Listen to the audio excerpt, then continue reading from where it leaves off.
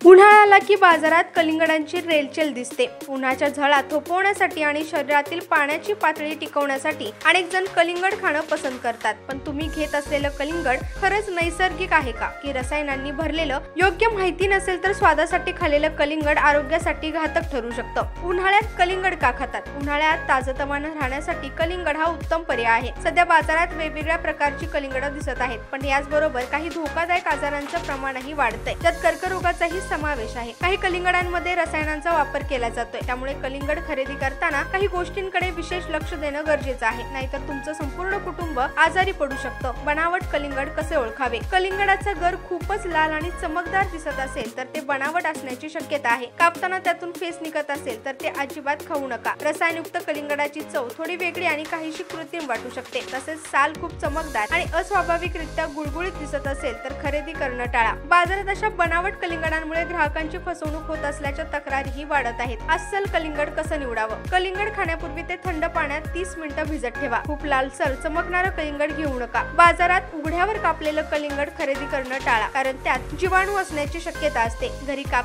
कापताना त्यातून फेस किंवा रसायनांचा वास येत नाही ना याची खात्री करा। हे छोटे उपाय तुम्हाला सुरक्षित ठेवू शकतात। कलिंगडांमुळे कोणते आजार होतात? बाजारातील काही कलिंगड लवकर पिकावीत म्हणून इथर, कार्बाइड किंवा रंग यासारख्या रसायनांचा वापर केला जातो। ही रसायनं शरीरात गेल्यास कर्करोग, यकृताचं नुकसान, मूत्रपिंडाच्या समस्या आणि हार्मोनल असंतुलन होऊ शकतं। काही विक्रेते गराला जास्त लाल दाखवण्यासाठी कृत्रिम रंग मिसळतात। हे रंग जर खाद्य प्रमाणित नसतील तर ते कर्करोगाला आमंत्रण देऊ शकतात। शिवाय कलिंगड जास्त काळ साठवून ठेवलं किंवा नीट स्टोअर केलं नाही तर त्यात बुरशी वाढते। ही बुरशी अफ्लाटॉक्सिन नावाचं विष तयार करते, ज्यामुळे यकृताचा कर्करोग होण्याचा धोका वाढतो।